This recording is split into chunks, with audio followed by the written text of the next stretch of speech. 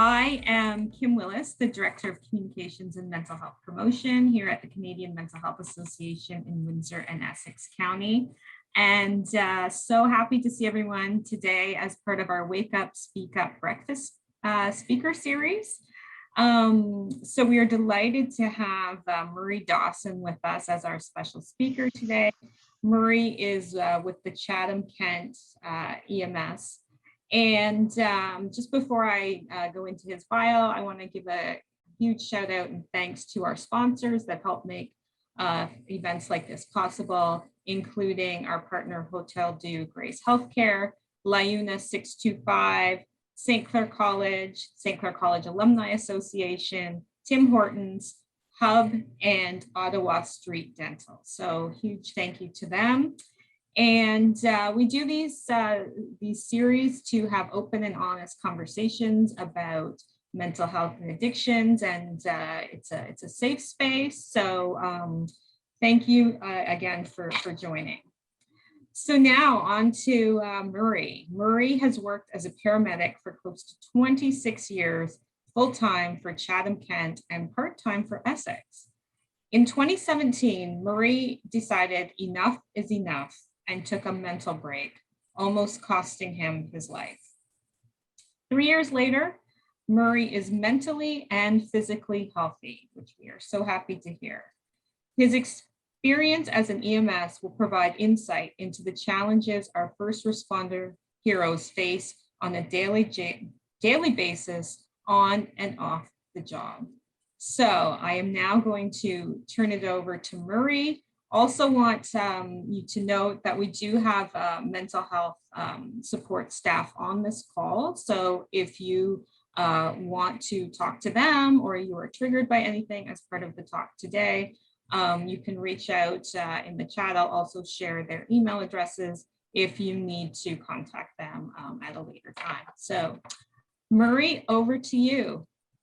Hi, thank you for having me and the opportunity to share my story. And first off, I'm like really nervous, so I'm gonna get that out of the way. And I'm just honored to be here, and I'm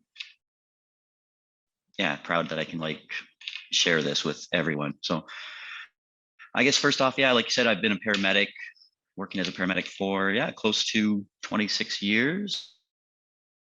And I worked in Essex, Windsor. I had the privilege to work with a lot of amazing people down there. I worked part-time for 18 years down there.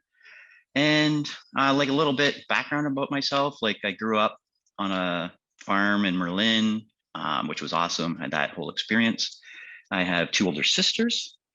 And right now I am at my sister's house on Vancouver Island, just hanging out for like 20 days or so, and just gonna enjoy my life and time here. So and so I guess both my parents, they've passed away like quite a few years ago, and it's sort of hard to talk about myself, but I'm just gonna keep plugging away. And I guess like I could do I don't want to like dive right deep into it yet, but like it's sort of like my interests and that I've really like expanded on sort of after I sort of healed myself. Like I just really like threw myself into like the outdoors. Exercise was huge. Like meditation. I like the whole mindfulness path, journaling. I own property up north. I have like 50 acres up near sort of Huntsville and North Bay, and that's like really like helped me out, just sort of get through some hard times. And I just would go up there and just sort of chill out and calm down for like a few days. And but like I guess like I always wonder when my story sort of started, and I guess it sort of started maybe when I started this job. And when I started this job, it would have been in like 1995, and mental health it wasn't a thing back then, like not at all. There was nothing. I remember sitting around work at the old Chatham base, and there was like an island there, and if you did a bad call, you just came back and you just sort of said, oh wow, that was like sort of crazy, screwed up call, and that was it. You went on your way. And that was, yeah, there was nothing. There was no, yeah, we didn't have that. We really didn't hear the term PTSD, or if we did, you were treated like sort of like a pansy, or like it was weak if you did say you had something going on like mentally or that. So, and then it wasn't till like probably 10 years, like I was 10 years on the job, and like it's still sort of hard, but it's not. But I did a really, really bad call. And I think the call, like when I say bad, I think it was very personable. Like I could relate to it. And it was like a farm accident. And there was a lot of very similarities for that family that was in my life at that time. And I really, really, yeah, struggled then. And that's probably, I look back now and I'm like, oh man, that's probably when I should have went off work for a bit and sort of dug a little deeper and sort of found out what was going on and what was causing everything. Like, cause I couldn't sleep. Um, I was like, I just drank my face off. And I remember talking to my coworker on the way home, and I'm like, something's not right.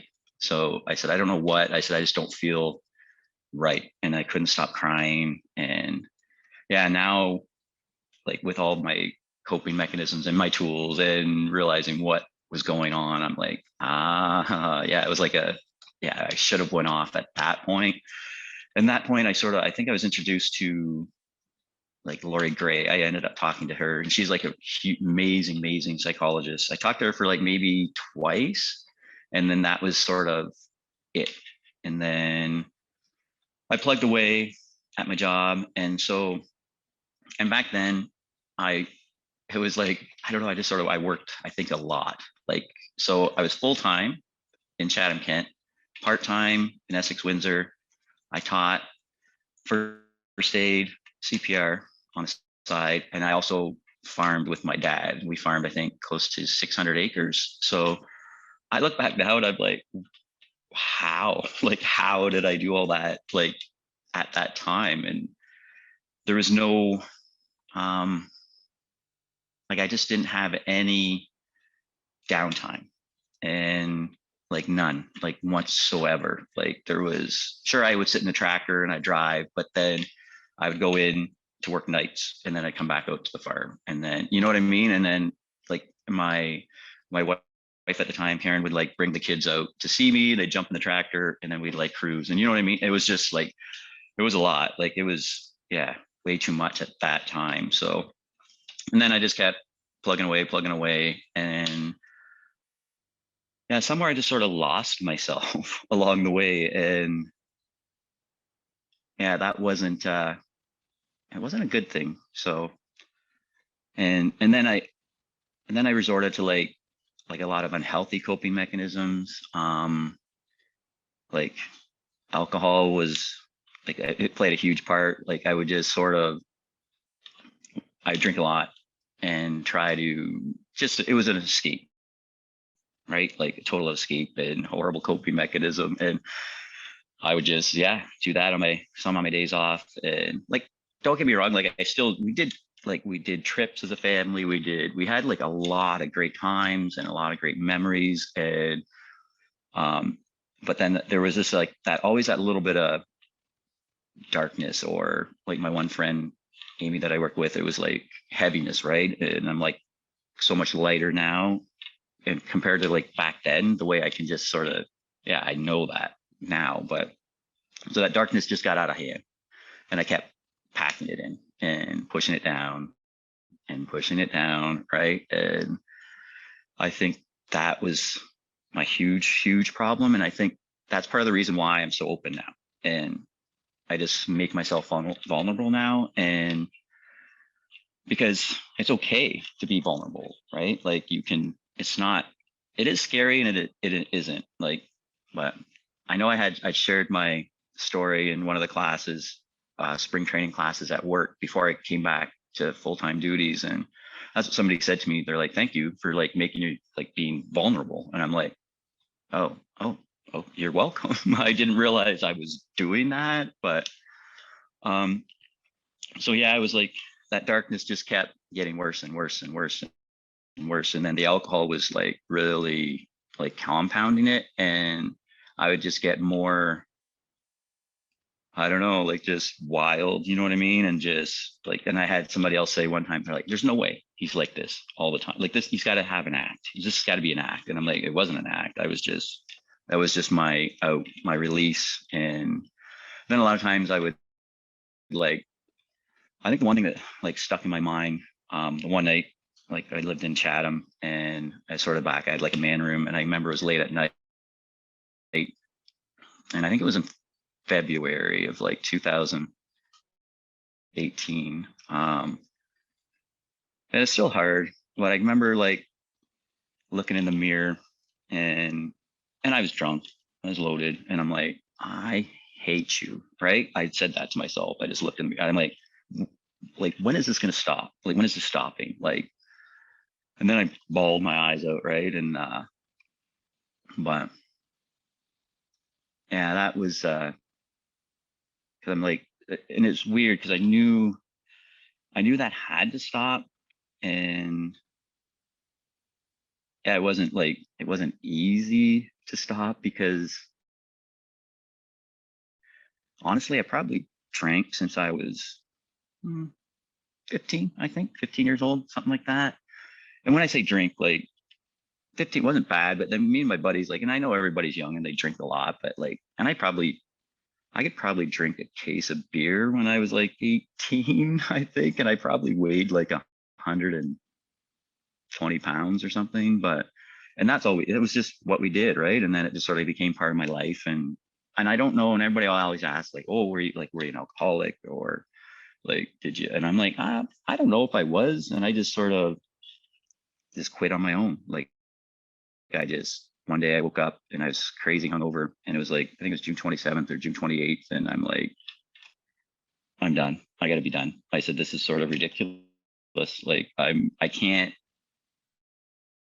heal if I'm still like going backwards all the time. And that's sort of what it felt like. I was like, um, yeah, it was like the booze was just sort of, yeah, like a horrible coping mechanism. And I just sort of woke up that day and I'm like, that's it. I'm done. Because I think it was like, I just want to be done, like done. I just wanted to like sort of like kill myself at that point. And I'm like, this is insane. Like I'm in control, right? I'm in control of my life and I need to take it back. And I just did from that day on. And I think that was a huge thing when I did that. And yeah, like that was like, yeah, massive. It was just sort of, I had a lot of milestones, like as I went along this path. And yeah, that was a huge one. And I could probably talk a long time on that too, but that I think if you're just like I said in my story, like on like that I wrote, and I said, if you're going through a lot of things and be it anything, and you don't, and I guess the point of this too is like, you don't have, it's the point of me sharing my story too. It started out for like my first responder friends and everybody like that. But now it's just like, I think a lot of people, just everybody in, I always say normal everyday life, right? But it's like, yeah, we all need some of these uh, like tips and tricks and little things and to just help you along in life. So, and I didn't realize that at that time. So, and yeah, getting rid of the alcohol was like huge for me. And what else? Like, I think I had a lot of people in my corner, and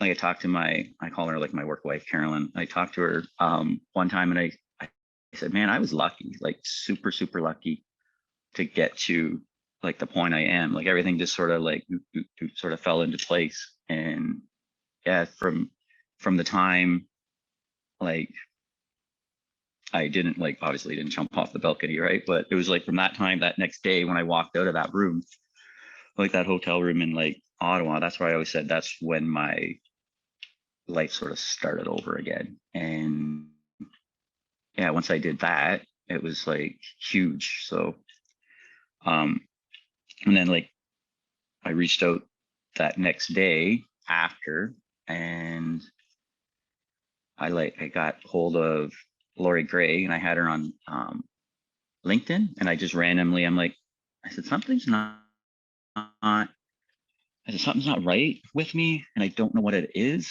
And so I sort of described what happened that night. And I guess I can talk a little bit about that because I don't know, it's just part of who I am now. And I guess you always hear triggers and this and that. And I'm like, what the heck's a trigger, right? I don't know what a trigger is. And then all of a sudden it's like, oh, we got to talk about that night. And I would be like, when I shared my story with my coworkers, I have this like wood necklace and I'd have it out and I'd be like, just rubbing it. And then I'd like rub my neck. And it was like, I was so stressed. And now it's just part of who I am. So I think I'll just share a little bit about that. So in that background and that night. And so like that night, we were up in Ottawa to I was going to get a 20-year exemplary service medal. And I was pretty angry at that point in my life and just had a lot going on. And I didn't know, I was focusing my anger on someone that this person didn't warrant it. And I think I was just more angry at myself. And I just didn't want to take that hard, deep look inside. And I don't think like at that time I couldn't take that hard, deep look at myself because I wasn't ready. Right. So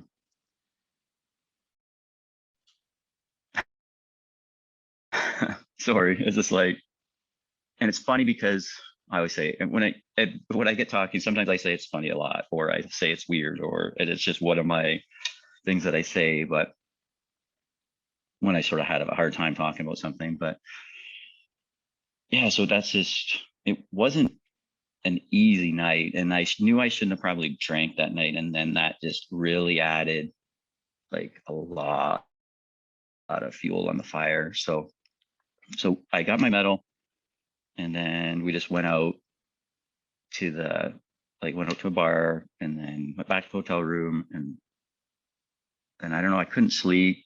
And I'd always like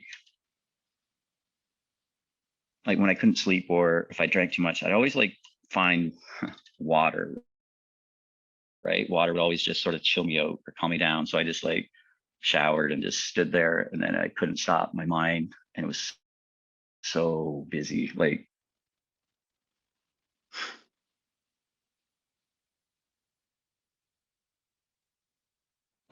crazy busy. And I know like you get like people have busy minds and you always think, okay, what am I going to do this day? Like, well, I got to get groceries. I got to do this was just, it was just going, it was just so fast and I couldn't shut it off. And so then I was just I don't know. I just went out the balcony to get some fresh air. That's all I did that night. And next thing you know, I'm like standing on that lip and I just was looking out over Ottawa. And then I just looked down and I'm like, I am so done. I'm done. I can't do this. I said, I can't do this anymore. Can't. So I'm like, and pretty much I was just out, tapped out, right?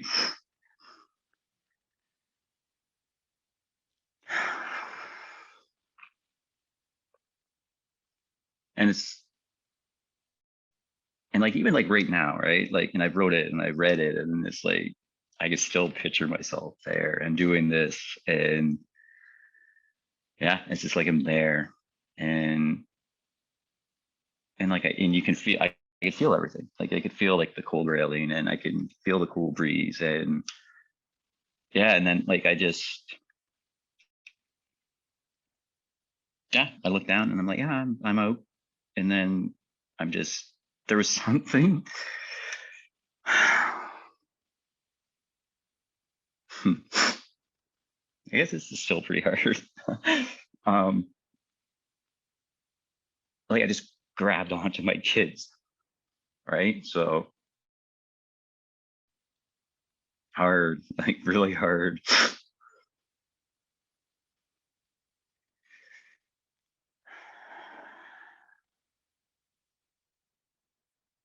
Yeah, because I'm just like, it was just popped in my head. I'm like, I can't do this to Brandon and Erica. Like, there's no way. Like, that's just so selfish. And no, then I went back inside and yeah, I just something honestly just snapped, like snapped inside. And I, I'll try to describe it, and it's really hard, but I'm like, you go, like I used to get it when I would drink, and then I'd wake up the next day and I'd be like sort of hard, like snap out of it, right? I could snap myself back, like get back to the normal me and just like get back, I guess, to me, honestly. And then that time I just couldn't, like I couldn't, like I think I know I like I said, I know I called my buddy Darren, and then I just paced. I paced and I went, and I remember touching like this chair, and then I walked, touched the chair, and I touched the door handle, touched the chair, touched the door handle. And I'm like, what am I doing? Like, am I losing my mind? And I'm like, I had no idea. And then I talked to like part of my other stories that I'm gonna talk about too, but is like I got in touch with like Lori got in touch with Dr. Begg for me, my psychologist. And when I talked to him, he was like, you were grounding yourself. Like you were just trying to make it, your mind was like doing it itself. And I'm like, oh yeah, because I was just lost, like totally lost. And from that point on, like, yeah, it was just, that was, I guess you could say the injury point. And you told me like 4 years ago, your brain could get injured. Like I'd be like, oh yeah, you can get clonked in a bunker, right? I can see that'll, yeah, that's an injury to the head. You can see it, right? And like Dr. Begg said, well, it's no different than you break your arm, right? Or you break your leg, and you can see that injury, but you can't see it in your brain or your mind. And I'm like, oh, okay. Like it took me quite a while to sort of realize that. And that's the part that I had such a hard time with, and like so hard, so hard. And because I just, I wanted to, I guess like sort of like the analogy like I use, right? Like you break your leg. Okay, your leg's broke. Well, you used to run 10K. Okay, so the next day you get to say you have surgery or something. Okay, well, I want to go run 10K the next day. And I'm like, yeah, you can't do that. And that's what I was trying to do. Like after that injury point, I kept trying to like push myself to get better and better and better. And I'm like, I couldn't do that. Like, and in October, it just kept like, it kept getting worse as sort of as time went on. Like, and then I slowly got better, obviously. And, but like, so with Dr. Begg, and I had talked to people over the years, like counselors and stuff like that, and I just couldn't find one that clicked. And I get it. And like I said earlier, like there was a part of me that I just packed everything in, like just jammed it in deep, like hard. And I remember my first meeting with Dr. Begg, and I can remember calling like my work wife too, like on the way down. And I'm like, I don't know about this. I said, I'm not sure, right? Like, I don't know if I want to go and do this. Like, I'm terrified, I'm scared. And she's like, well, why are you scared? You're going to get help. You're getting the help you need. And I'm like, I can't open that box. I said, I can't. And I can remember talking to Dr. Begg, and I was nervous and I was sweaty, and I looked at him and I like started to bawl, and I'm like, we're not going to open my box, are we? Right? We're not, right? And he's like, Murray, we're not going to open. Like, if we do, we'll just take little things out at a time and we'll look at them. And then we can like put them back. He says, you're safe. Like, it's not, we're not just going to open the box, right? And I'm like, okay, that's fine. I said, I can do that. So, man, I look back and it's like, wow, like I've come like so far from that guy just being scared of like opening the box, right? Like it's yeah, it's pretty cool. So and like yeah, Dr. Beg was amazing and I'll never be able to thank him enough, right? Like for what he did. And like he he just gave me the time that I needed, and he was like a guide. And yeah, like I put the hard work in, and he would like just guide me along. And he just says, "You have one job," and I'm like, "What's that?" He's like, "To get better. That's your job." And I'm like, "Oh, okay," because my mind was always like, I get that hamster wheel going, and I'd always be like, "Oh, okay. So what if I can't do my job? What am I going to do? I've been a paramedic. I am a paramedic. That's who I am, right? That's my whole identity. I'm a paramedic." And I'm like, if I can't do that, then oh my gosh, what next? Like, and I'm just like, if you like, you don't have to, yeah, you don't have to worry about that. And once I realized that, it was like huge. And it took me a long time for that whole identity thing for like to realize it's like this is a job. You know what I mean? And it's just a job. And if I couldn't go back and do this, like this job, I would have found another job, right? And I don't even know how long I'm gonna do this job for, but for myself, I just I don't know. I just needed to get back and do it and prove to myself that I sort of sometimes I still wonder what I was trying to prove to myself. Honestly, it's like um I think I don't know. I just wanted to do this job healthy.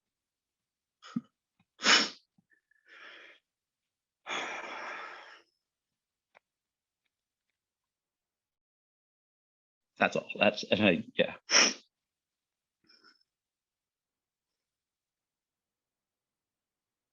And that's what I wanted to do. And um and if I help my, you know what I mean? Like if I help my coworkers and along the way and help my like help anyone just to know it's fine to not be fine, right? And it does get better. And but the only thing you have to like you have to put the hard work in, right? That's the thing. No one and no one else can do it for you. That's the other thing. Like no one else. There's no one else. You can have, like I said before, you can have the best psychologist, counselor in the world. And if you're not going to put the hard work in, you're not going to get better. Right. And, and you don't, and it takes time. And yeah, you have to be patient with yourself, which I sure wasn't a lot of times. Right. Like, I'm like, what the beep am I like doing? Like, this is ridiculous. And, um, but I did, I took time and I put the hard work in. And the even like the counseling thing, like I probably you just find the right person that fits for you. And if it takes 7, 8, 9 people, who cares, right? Like you just do like find somebody, right? That's all. Like, it doesn't have to be like if you don't find that one person and you it's one person, it's like, no, I'm done. I'm just gonna keep doing the same old, right? Well, no, because you're not gonna get better. You're not gonna get better, and you can get better. And it's just and I'm not gonna lie, it's hard as hell, right? It's hard as hell to take that to sort of back in that mirror, right? You look in that mirror, and it's so hard to look in that mirror, and yeah, it just you got to get to the point and look in that mirror story is like just to love yourself, right? You can look, and I can now. I look in the mirror and I'm like, I love you, right? Like, and I do. I love myself, and that's winning for me. That's what life is about. And you don't you don't need things. You don't need 5 jobs. You don't need the best of the best stuff. And if you can buy it, buy it. If you can't, who cares? Just, you got to find your inner peace and your inner happiness. And I think that's the biggest part of this life. So, and then it is so worth it. And that's just, yeah, it is so worth it, believe me. And like, I'm sort of bouncing all over the place here, but like this past Tuesday, I hiked up a mountain, and I've never hiked up a mountain, and it was hard as heck. Like, and I'm in pretty decent shape, and so I don't know. Sometimes, like, so as I'm hiking up, I'm like, ooh, man. It was only 3 kilometers up to the top, but it was really, really steep. And so I'm plugging away, and I'm like, whew, getting winded. So I sat, rested, and then you just look, and you open your eyes, and you're like, oh, look at this view. Like, look where I'm at, and it's like sweet, and you hear the wind in the trees, and like the view, and you rest, and then you keep going, and you finally, yeah, I got to the top. I didn't know if I would or not, but I did. And I would have been like, oh man, if I don't get to the top, that's going to really suck.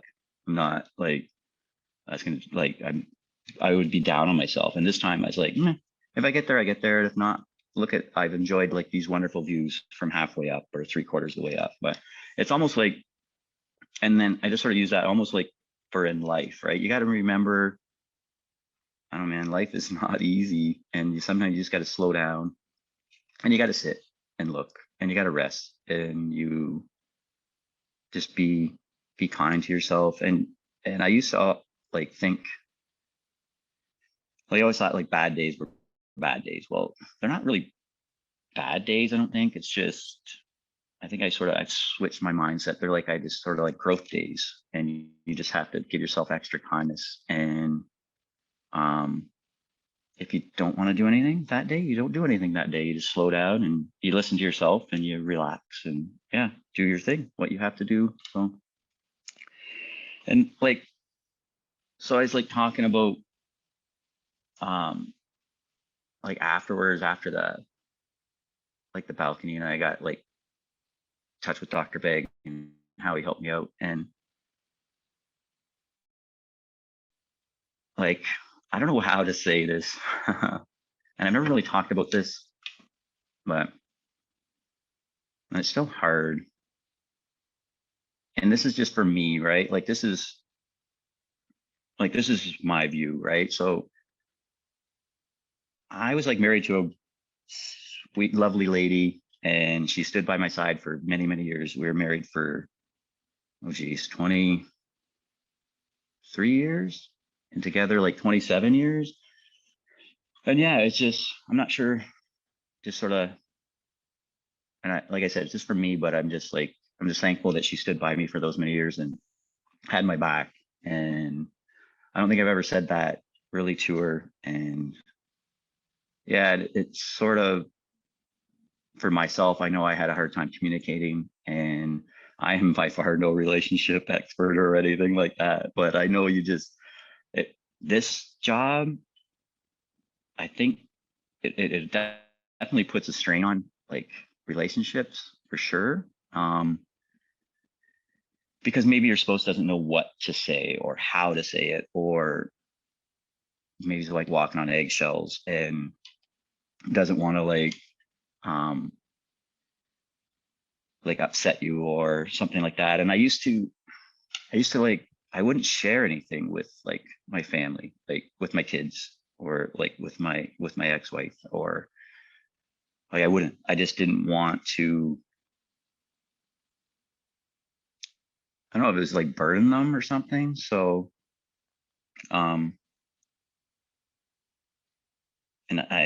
I'm not sure why. Like, I was doing it to protect them, and then it was having the opposite effect, I guess. So and now it's like, I'll tell my kids if I have like a bad day, or yeah, sometimes I'm just like, hey, love you, right?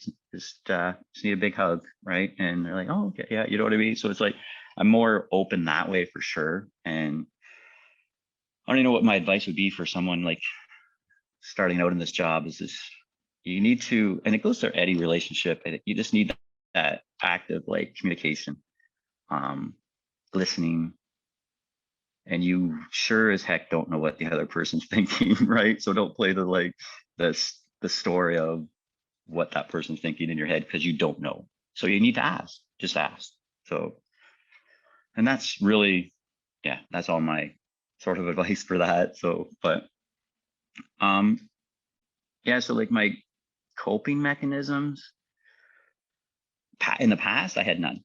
I can honestly say that I had like zero sort of coping mechanisms, like, and a lot of them were unhealthy. So now it's like I do things like obviously like this. I shared my story with all my coworkers.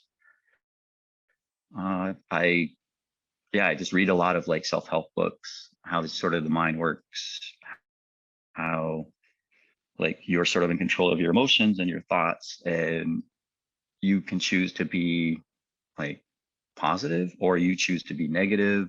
Just it sounds like they're like little simple things, but it's like they add up so much when you can just sort of switch your mindset because yeah, it helps. Like I meditate pretty much every day, every morning. I have a morning routine, which is huge. Like I make my bed every day. It's a simple thing, right? You make your bed and that's one task that you accomplish in that day. And it's a simple task. So um yeah, what else? Just I journal every day still. I think I filled like maybe 3 or 4 journals, and I spend, and when I say even like meditate, it doesn't have to be like you're sitting there all like, right? You could be out in nature. You could sit by a creek. You turn your phone off. You do it for 5 minutes. You do it for 2 minutes. There's no set time. It's just, you just quiet. You silence everything. And that will have a huge, profound, giant impact on your life if you do those simple little things that add up. And I guess I've learned a lot from my friend Tosh, and that's probably another milestone. Like she sort of popped into my life. I was in like this off the coast of this little island in Nicaragua, and I was like getting pretty healthy. And I'm like, there's something else. I said, there has to be something else for life, with life. Like I'm missing something. And then boop, she popped in and she just started me down like sort of this mindfulness path. And I had no idea what mindfulness was before. And it's just sort of self-care, self-help. And yeah, she just gave me all the little tips and tricks, and it's pretty amazing. I'm super thankful that she popped in my life at that time. So, and I just keep going. And but like for, I'm trying to think what else here I would um yeah, I think my life now, it's pretty awesome. Like I don't really have any complaints. So I'm just being me and sharing my story, and I don't have to be like on all the time now. I can just sort of relax and just be myself. And yeah, it was a pretty hard journey for a while. And it always like, and I've said in my story, it's like the dark days pass. You just have to remember that. And it's so, and like I never had like some days like I'd have like panic attacks, and I never had panic attacks ever in my life. And it was like the worst feeling ever. Where it's like that total fight or flight, and you just have to go and get out of I was in a grocery store, And I'm like, oh my gosh, I got to get out of here. And I almost bowled over two older people in front of me because I was like, get out of my way. I got to go. Like, and I'm like, no, no, no, don't do it. Just calm down. Take a breath, right? Don't bowl the old people over. So, but it's like, and I would pick up people in the past and I'd be like, having panic attacks. And it's like, let's stop. Right. And I'm like, well, yeah, you can't just stop. Like you need to like, yeah, get out of that situation. And it's funny, I ran around behind in the superstore and there's like a field there. And I just stood in it and I breathe. And that's the other part too. It's like, it sounds like my kids call me sort of well, they call me a hippie, right? But I'm like, I just laugh. And it's like, you have to breathe. And it seems such a simple thing, but if you take a conscious effort and you like watch your breath or feel it and just slow it down, like in through your nose, out through your mouth, and just keep, and it does work, but you have to like, you almost have to feel it, right? And it just so chills you out. And even it's just, I do it all the time, even at work.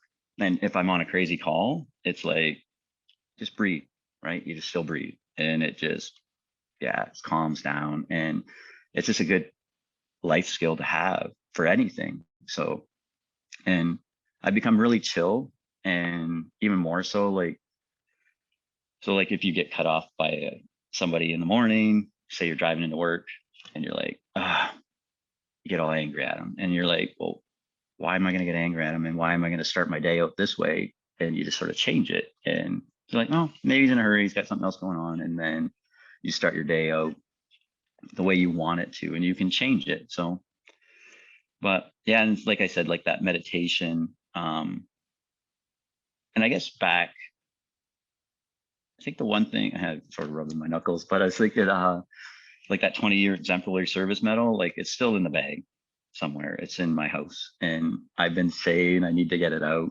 And I don't know, it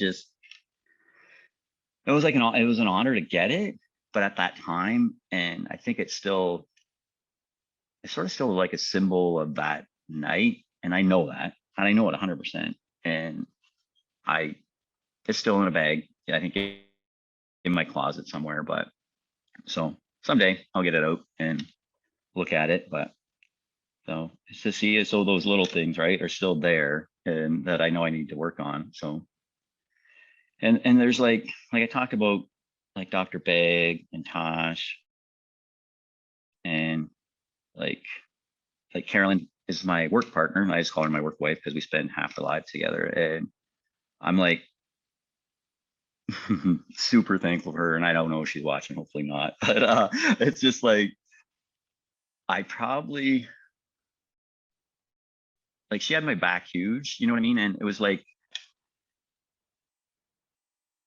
yeah, she just had my back huge, and I lean on her a lot, like to get back to this point. And I'm super thankful for that, because when I came back to work, it took me, oh man, like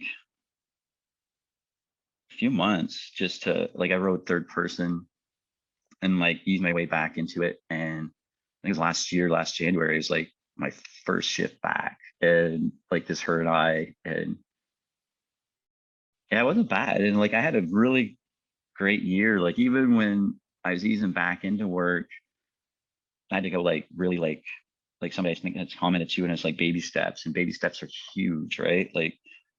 Um like I started out 2 hours at work, and then I still remember my first day back, and even putting this on, like, or like I have like a paramedic, Chatham-Kent paramedic t-shirt. Like I hid everything. I hid everything. Like it wasn't in my closet. We were in a bag, and I couldn't look at that. And I had pictures of like some coworkers, and I even had like this is at my house. Like I had a little bear, and it had like a paramedic symbol on it, and it was gone. And like I hid everything. So yeah, before I got back to work, and then so it's just like you have to go nice and slow and do it at your pace. And so it was like 2 hours, and then I went to 4, And I mean, like when I do that, I was just there. I was just at the base. I would sit in the ambulance and I'd turn the radio on and I'd listen and to calls go out. And then I would go home. And then I'd be like, okay, I did 2 hours. That's good. And then I just kept boosting it up. And whereas I'd like do like the third person ride out with like Carolyn and Matt and I would do 6 hours, or then it would be like 8 and then 10. And my buddy, like Jim Christie was like an ops manager, and he sort of took care of me and like my return to work program and stuff. And he was so amazing and so flexible. And he was another guy that like another milestone, right? Sort of thing that just helped me. And yeah, so I worked my way back up to like 12-hour shifts. And I had to leave. There's some I just had to leave. And that way it was okay. Like I just couldn't be there anymore. And I would just cry. And I don't know why, but I would just bawl. And I'm like, I gotta go. And the first thing I did, I'd tear this off, like tear it right off and like get in my truck and go. And my mind at that time was like so fatigued, like mentally fatigued after that. And I would remember I'd get out of Chatham. I probably shouldn't have drove, but I live by myself and I live alone. But I would get out of Chatham, hit the first dirt road, and I would slow down. And I could only drive like 40 kilometers an hour. And I would just get home and I would just relax. Usually, and it sounds funny, like, but I would like have like an Epsom salt bath, and it would just chill me out and just listen to some music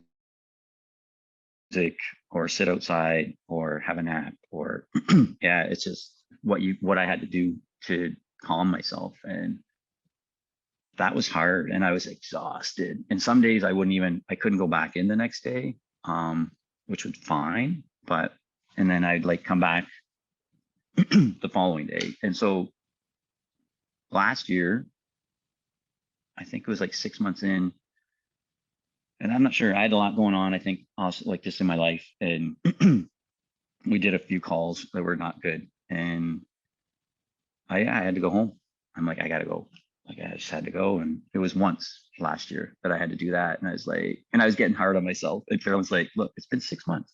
This is once. And look how far you've come from doing 2 hour start shifts and stuff. So, but it's just, yeah. And I guess the other point too, and I was lucky, and I know that I was super lucky, and I put the hard work in, and I had everybody in my corner, and it's not a bad thing, I guess, either. So on the other flip side, if I hadn't been able to come back to work, I would be still fine. It's just, it would have been a different path that I went down, whatever. It would have been a different occupation and then a different journey. And yeah, so it doesn't, if it like, I guess my point is like, it doesn't have to work out like how mine worked out. Like, and everyone's an individual and everyone's different. And so, yeah, it's okay not to maybe get back to the job. And yeah, maybe you're just not meant to, and it's just a different route, different path. So, and there's nothing wrong with that because there's so many cool, awesome paths in this life. And yeah, you just never know where you're going to end up. That's the wonderful thing about life, right? So, and yeah. See, that's why my kids call me a hippie. But 100%. But yeah, and I think I don't know. Like I'm gonna tie her up here soon, I think, if that's okay. And I'm thankful. That's all there is. Like I'm just so thankful and appreciative of everyone that's helped me. Yeah, get to this point. And as I'm just sitting here and I'm looking at a mountain in the background, and it's just like thank you. Woo. Like and I'm just like, I love life, right? I love life, and everyone should love life. And it wouldn't be life if you didn't have those hard times and those trials and everything like that. So you just have to remember that, and it gets better. And yeah, it just look how far I've come. And if I can do it, anyone can do it, because I sure as heck was nothing like I am like in my past, like nothing. Like it, like I said before, if I could see in the future, like 4 years ago, 3 years ago, I would be like, what? You're gonna be doing what? You're gonna be doing this talk and you're gonna be talking about like mindfulness stuff? Like, what is mindfulness stuff? And you're gonna quit drinking? Oh yeah, no, this is not us, right? But so it's just awesome. It's just, yeah. So thank you very much. And thank you for giving me this opportunity. I love you all. And I'm sending everyone a huge, huge, huge, huge hug that needs it today, future. So thank you. Well, thank you, Murray. I am speechless. Just willingness to share your story and your honesty and authenticity, and the chat. I know you can't see it when you're talking, but it's been blowing up with just gratitude and messages of thank, and knowing that your story and your sharing will help so many other people. And we've recorded this. So again, just thank you. So much great content that you did share, that things get better, that, enjoy your life. You deserve to be happy. It's fine to not be fine, and look in the mirror and love yourself. I think we all need those reminders and those messages. We do have a few minutes left. So if anyone has any questions, you can, speak or enter it in the chat. I'll leave it open for a few minutes here. Also, a reminder that we do have a website, wehelpfirst.ca, for first responders and families, with a lot of great resources and tools. And so be sure to write that down or bookmark it and check it out, because we know we're not alone. And, Murray's story is not the only one, especially amongst first responders who see and deal with so much as part of their jobs. So let's just see this. Anyone have any questions, comments before we wrap everything up? Oh, Jenny Lee. Hi, Mary. I really want to thank you for sharing your story. And it was one thing I wanted to go back to when you were indicating, speaking about, that night that you were thinking of, not wanting to live anymore. I had the chills because you were speaking about so many life connections. And, when we're speaking about suicide, it's really important that we all know, right, that having a thought of not wanting to be here is okay, and it's reaching out for help. Could you walk us back in terms of some ways that your family colleagues started to say or notice, or what were some signs that you were noticing for yourself that were telling you, yeah, I need to reach out? Or, you kept saying, like, I kept thinking of my kids, I kept thinking of this, and it was just like, those are life connections, and that's so helpful. And it only takes one of those things for us to keep living, right? So Yeah, I think I think the biggest thing is like, if someone's like, for me, I wasn't like really an angry person, but oh my gosh, I was so angry, like so angry at everything like before. And that was a huge sign, I think, for me. And so I guess anything, and I guess it's just, if you see someone that's usually happy go lucky, you know what I mean, and then all of a sudden, or they're talkative, and then they start to do the opposite, and it's like, sometimes it's very hard to tell, but yeah, those sometimes are just the signs. And for like grabbing onto things, like, yeah, it was my kids. And then after the fact, don't be ashamed. And right, because I was so ashamed of myself. I'm like, I'm weak, right? I'm weak. Why did I do that? Like, why am I doing this? Like, and I was embarrassed. And it took me a while to even tell anyone, honestly, that I told, like, like people that are close to me, I didn't tell people that of that night for a while. So, and then I'm like, I have to, right? Or I just not going to heal. But yeah, don't be ashamed. You're not weak. It's not weakness. So, and like I've said before, it's like, it takes a stronger person to ask for help, I think, than not to, right? Because you were putting yourself out there. So. Thank you. Laura has a question. Laura Fregoso. Fregoso, yeah. Fregoso, sorry. Yeah, I just want to say thank you so much for doing this, because I know as someone who struggled with suicide attempts and things like that, it's not something that's easy to talk about or open up about, right? So yeah, I just want to say I'm really grateful for this opportunity to hear your life story and be able to connect in our own special ways, right? So yeah, I'm really grateful to be here. And I just wanted to ask, do you have any advice for how to kind of improve the stigma, among freeze up. like sorry. Do you have like any advice for like improving the conditions about mental health stigma for first responders, and kind of how to be able to help people whenever they do reach out but they're not educated on mental health very much, kind of how to just change things and improve conditions a bit? Sorry, I cut out there for a little bit. I'm not sure. So sorry. So your question again? Sorry.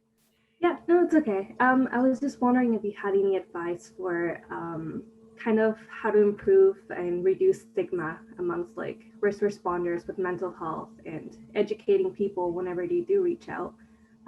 Hopefully having like a positive experience, right? How to teach communities about it. I think it's getting, honestly, from when I started, it's like, it's got a lot better. And I've been pretty lucky, and because all my coworkers, like, yeah, just sort of had my back. And when I did share my story to them, and I think that's one of the reasons why I shared it, because I don't know if there was rumors or not. They're like, because I was sort of like, oh, is Murray playing the game? You know what I mean? Is he going off work just to go off work and do whatever? Why is Murray off work? Right? Like, so I'm just like, you know what? I'm going to share my story, and then everything's out on the table, right? And just sort of and I think, yeah, even so, my experience with like WSIB, like the was amazing. Like for the mental side, like it was awesome. Like I had a great caseworker, her name was Chantel, and it was like great. So I mean, everything just sort of fell in place with me, and I think by me just being me, and I think it'll sort of help it helped, I think, a lot of my coworkers, and I've had a lot of just people over the years just sort of reach out to me, and yeah, so I think it's just that way. I'm not sure if that answers your question. So Yeah, that's good. Thank you. Okay, you're welcome. Okay, we have a question from Monique Bergeron.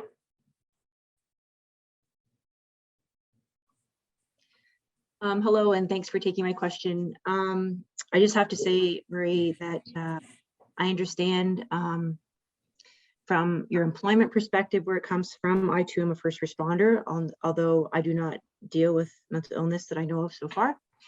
But I just want to say kudos to you, because I know that when we're in uniform, people look to us for the answers.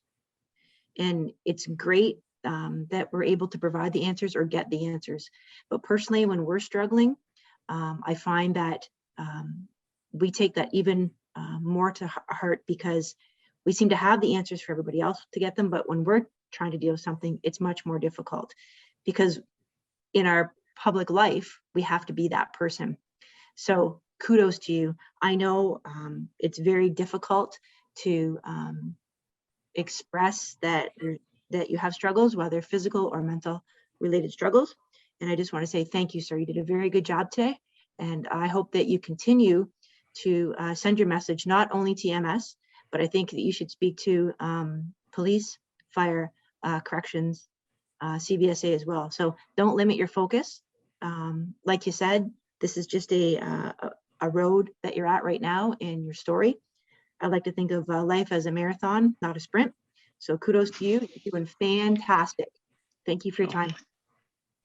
Thank you very much. Yeah, and I like what you said too. It's like, if you can't, and that was the point I was at too. Like I couldn't help myself. And then I think if you can't help yourself, it's really hard to help others. You know what I mean? And I know I put others way first, like over myself, like a lot of times. And that's not a bad thing, but I think one of the things I've learned too is like, you need like boundaries, and there's healthy boundaries. And yeah, you need to sort of do self-care, and it's not selfish, which I always thought of. Like, so if you put it just putting yourself first makes you a better person, and then you are able to give more Right. help and positive things to others. So yeah, Right. Thank you.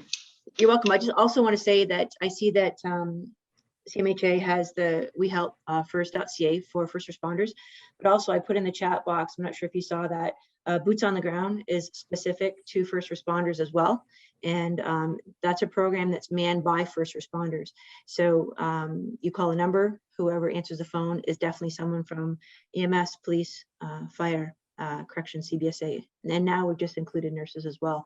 So all frontline people who understand what it's like to be looked at basically in uniform, and gets a little bit of that perspective as well. So just another source. And yeah, thank you. Phil threw that in there for me with the website. So thank you. Just something else to look at in case, like you said, you're on that balcony, you just weren't quite sure what to do. And if you didn't feel comfortable speaking with someone, maybe you just feel comfortable speaking with someone who's maybe been there. So thank you again. You've done fantastic. Good job. Thank you. Right, we have time for a couple more. Anna Diamante. Yes. Hello. Can you hear me okay? Mhm. Yep. Okay. Yeah. So first I wanted to say thank you. This was really touching. You did a phenomenal job. It's not hard to share our experiences. So I guess I come from the perspective of a social worker. I work with in children mental health. So I kind of came in with that lens. However, I do have a close family member who is a paramedic. So it started to take on a personal note for me as well.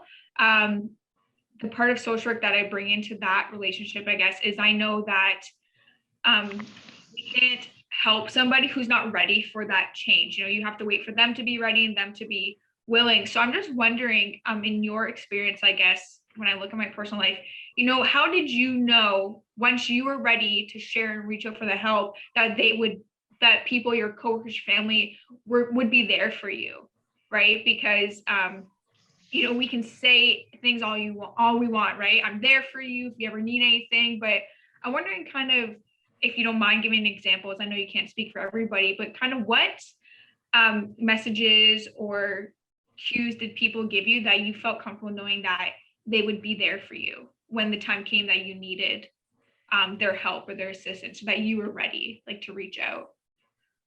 Yeah, I think that's a hard one to answer, but for like myself, I think it was like,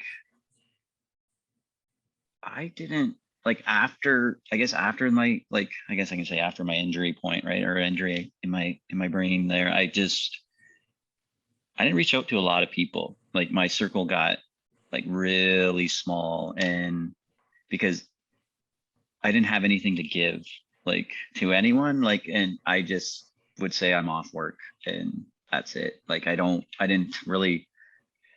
talk to a lot of people, and everybody I knew they were there. Like, I'd get lots of messages and stuff. And it's just, if someone's going through stuff, I guess you just have to be patient with them, and then they'll reach out in due time. And when it's ready. And I never had anyone judge me, or I was super lucky. And yeah, everyone that had my back, I was very lucky. And yeah, I'm grateful for all those people there that were with me. So does that help? Yeah, absolutely. I'm not sure if it's the same, like, as a paramedic. I know, like, when I have a case with a client, I feel level-headed and clear. I know what to do. But when it becomes personal, it's my life, I'm like, I don't know what to do. So I don't know, like, similar if it's like a medical emergency where you're on the job versus home with a family member, if it's different. So that's why, it was nice to get your perspective, especially looking at family members who are in the service, because it's, we do that check-in after a shift if we know it's been it's hard lately, and we know how overwhelming it's been for them and for you, especially during COVID. And so, doing that check-in, how was your shift? Are you okay? And it's, especially when it's different. Like, I guess I'm somebody who shares my feelings and they're not. So they're like, yeah, it's okay. And it's hard not to push and be like, are you sure?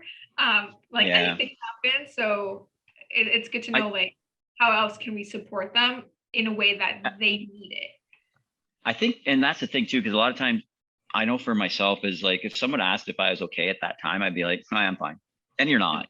You're not fine. Like, there's no way, right? You're fine after seeing whatever you see. But I think even if you just reworded it and just said, I say, oh, I heard you maybe did a bad call, or I just want to check in and see how you're doing, and just know I'm here for you if you need me, right? And that just plants that little seed, and then they may reach out to you, and it may be not the next day. It won't be, because sometimes it takes a while for us. Like, well, I know for myself, just to sort of process things, and it could be 2 days later, it could be 3, it could be a week, right? There's no time, but they may reach out. But by you just saying that and planting that little seed, they know you're there. So All right. Thank you so much.